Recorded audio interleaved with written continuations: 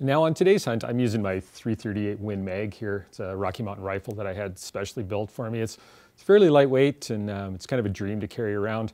My buddy Dan's using a 375 H&H.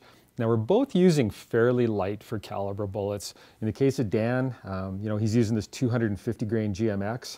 And in my case, I'm using 185 grain in the 338. And one of the comments we hear a lot is, geez, I wish they made heavier bullets in the monometals. There's absolutely no reason for it. First thing you got to remember is these monometals need impact velocities of about 2,000 feet per second or higher. So in the case of both these bullets, we're looking at about a 500-yard maximum range. So these aren't long-range bullets by any means. One of the only reasons to go for heavier bullets in a monometal would be to gain a ballistic coefficient. Certainly the lighter weight in these has no trouble penetrating. Even with 185 grain in the 338, we're going to get full penetration on a moose or a big animal like that. So, in the old days when bullets weren't well constructed and they shed a lot of weight, it was important to start with a lot of weight. But now we've got 99, 100% weight retention. We don't need to start with that high weight, to get that really good penetration. So let's just look at the 185 grain in the 338 here.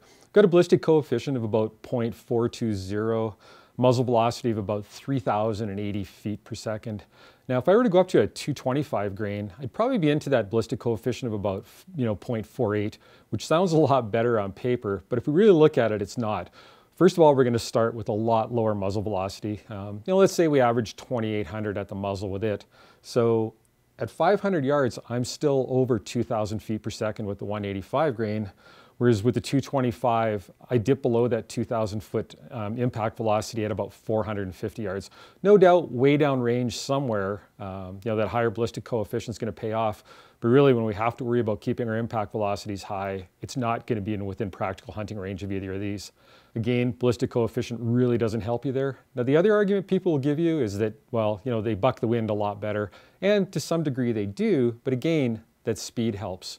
And with the 185 grain at 500 yards and a 10-mile-an-hour wind, I've got about 19.8 inches of wind deflection. With the 225 grain, I've got 19 inches. So as you can see, it's not a significant difference. And as far as drop goes, so I've got the Rapid Z and the Conquest HD5 here. So I can really compensate for whatever ballistics my bullet has. So that doesn't really come into play.